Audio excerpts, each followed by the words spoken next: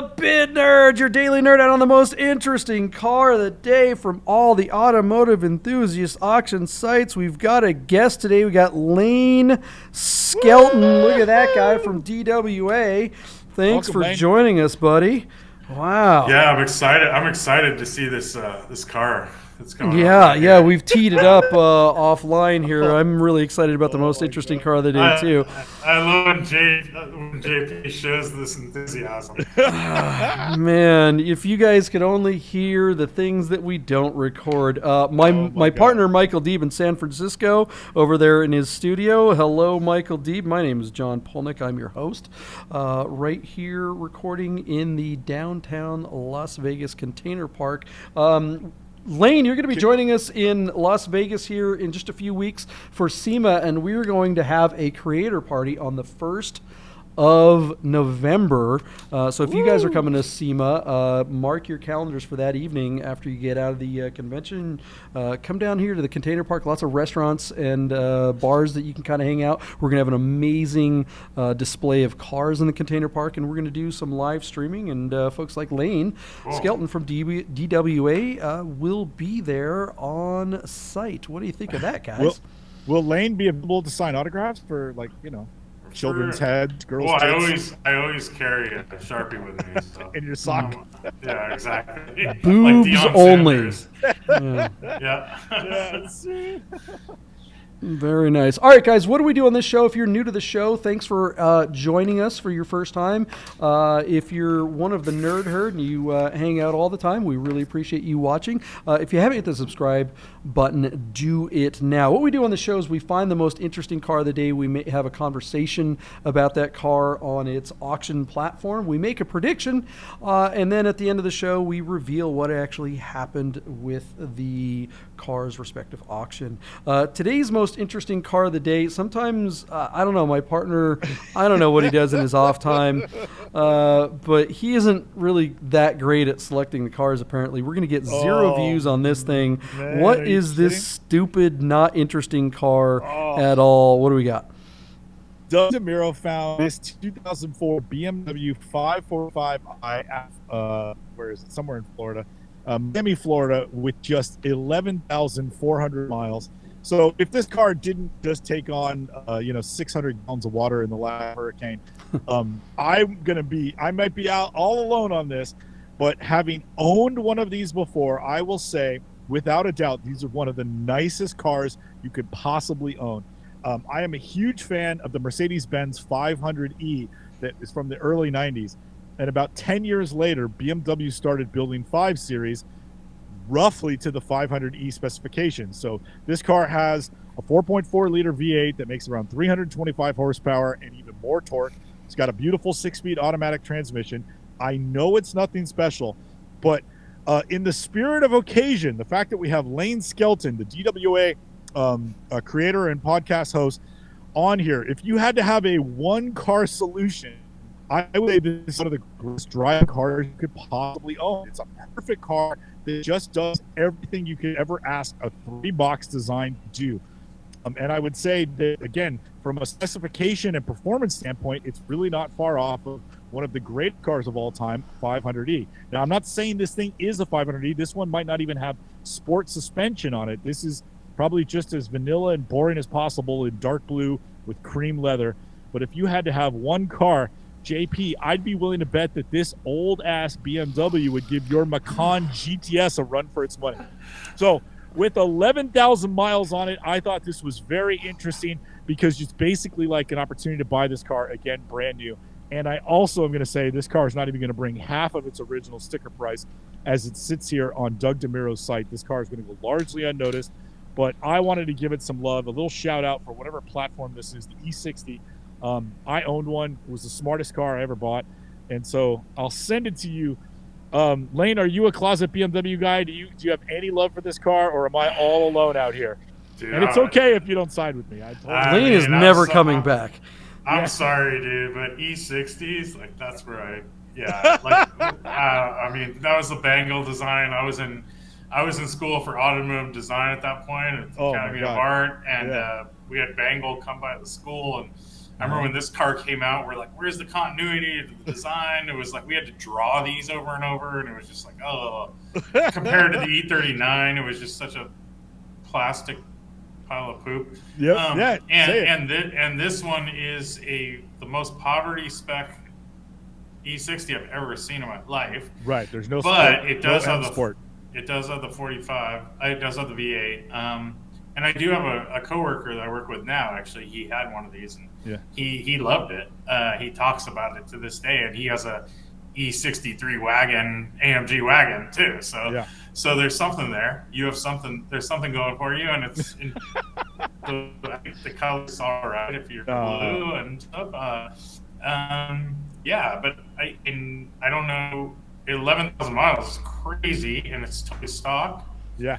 Wild. There's something there. There's definitely like it's a car for someone. It's not me. I'm not holding my hand up, but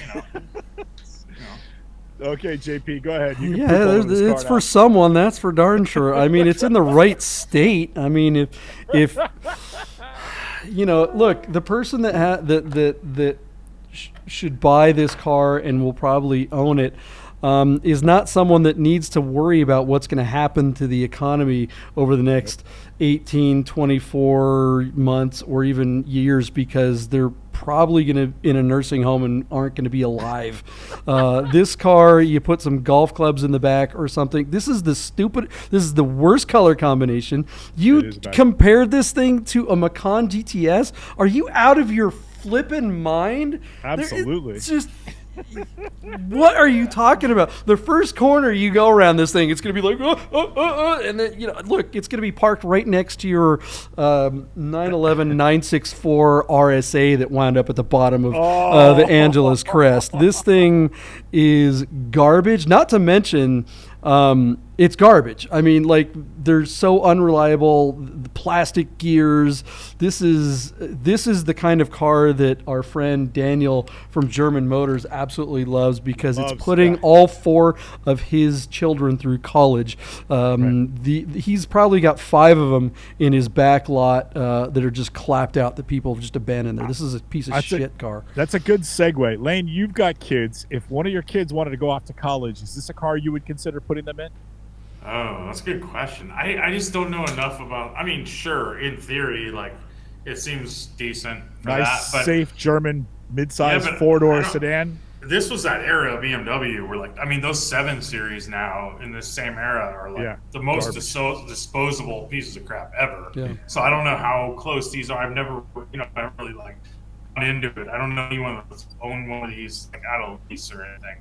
Every time you see an ad for one, it's like, doesn't run, transmission, won't go out of first gear. Historically, the transmissions in the even the earlier BMWs, like, they're 80,000 mile units basically. So wow, and they're disposable. I mean, there's no fixing them. They're just, I just can't fathom that you would say this is a one car solution. It's a freaking automatic. You can get sedans with 3 pedals. You own a 190e Cosworth with 3 pedals. Absolutely. That's a one-car solution. Sedan, it's got 4 doors. My Macan is a one-car solution. This is, I mean, again, if all you're doing is going to the bingo hall, I guess this is the one-car solution for you. But what do you guys think is, good Lord, I'm just flabbergasted. All right. How much is this piece of crap worth? Okay, so I'm embarrassed to say, our car closes in just 4 days, and it's sitting at $2,000 on that much already? Wow! On just 2 bids. I don't know, man. I feel like I'm all alone out here, but that's all right. Whatever, it happens. I'm gonna say $16,000 will bring this thing home. Where do you come in, Lane? Where are you at? I was gonna say 15. Okay, cool. $15,000. JP. What platform are we on? We're on Cars and Bids. Yeah, Cars and Bids. Oh yeah, this thing doesn't break 10. I'm gonna say $9,000 if they're lucky.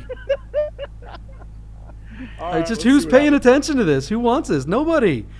Oh, man. Nobody wants this car. All right, guys, am I wrong? Are you guys watching this going, oh my gosh, I have to have a blue on beige old man's car in my garage? We will find out what happens with this car right after this. Hit the subscribe and like button right now. Do it. Hey guys, I'm super excited to tell you about our sponsor, Guys Customs. That's Guys, GYX_customs. That's how you spell it. Guys Customs bracelets. These things are amazing. Check them out. They're handmade in America, custom bracelets made to match your watch or your car. These things are unbelievable. I have 3 or 4 of them myself. My partner Michael Deeb has a bunch of them. They're pretty addictive once you get one. Each one of them are bespoke. We're talking carbon fiber. We're talking titanium. We're talking stainless steel, glass. There's none of this cheap Chinese garbage that you see a lot of bracelets being made out there. These ones are super high quality. They're made right here in America. When you go to Guys Customs on Instagram, it's about the only place that you can order one of these. When you DM the artist, you're actually reaching the real artist when you DM Guys Customs at Instagram. And she will make you a bracelet made to match that special watch, that special car, or that special person that has a special watch or a special car and they want something really, really cool in their life. They make the most amazing gifts.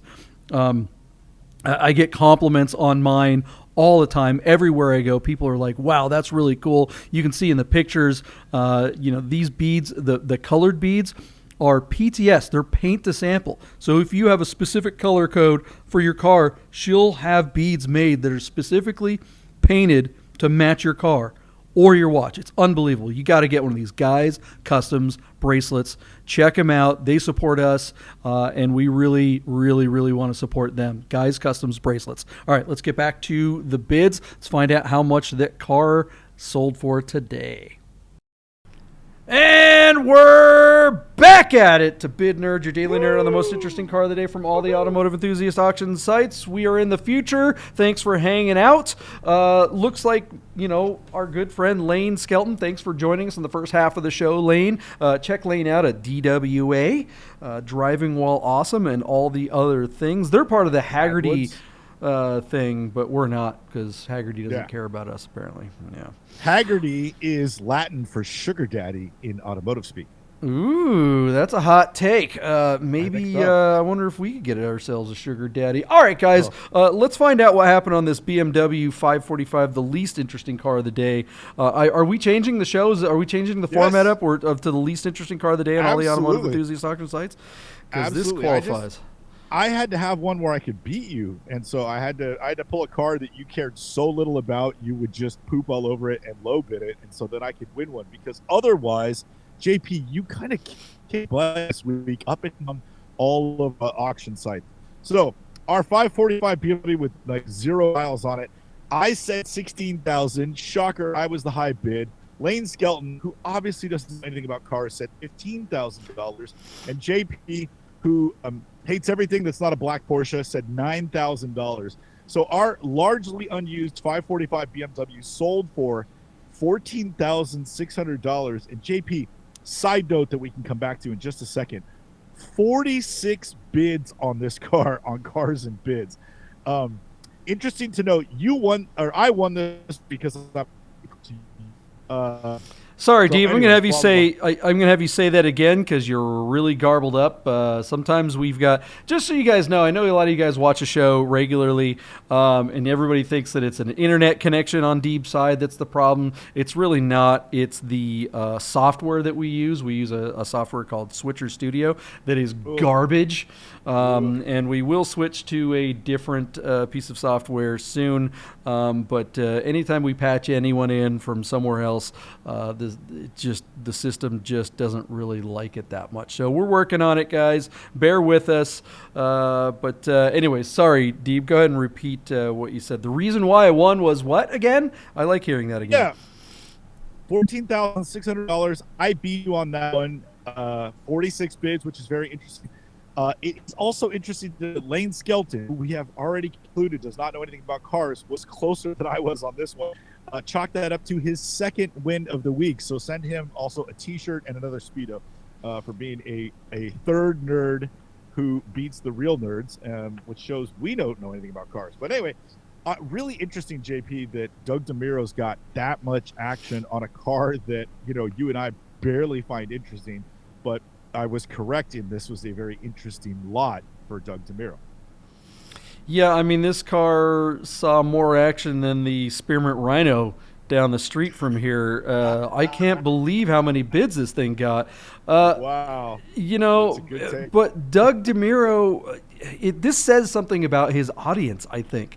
And it, you know, the people that spend time on Cars and Bids and shop for Cars and Bids, this is what they want.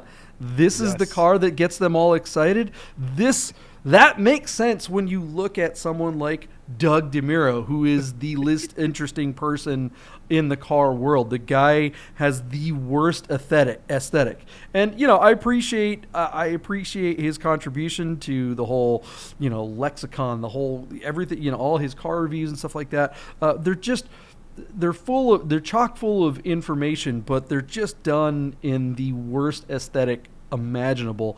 And this car is the personification of Doug DeMuro's aesthetic. Boring, poorly done, but, you know, competent and functional. And that's about it.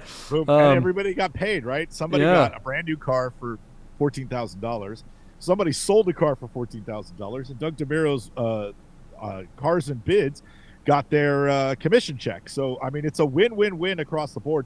46 bids. That's a lot of action, man. That's crazy to me. Something to be concerned about for whoever buys this. I mean, some of the biggest faults of this era of BMWs are things like plastic gears in the engine, right? Not, you know, like in their valve, whatever. The point is that there's pieces in this powertrain that are made of weak materials, and those materials degrade not just from use and miles, but straight up time.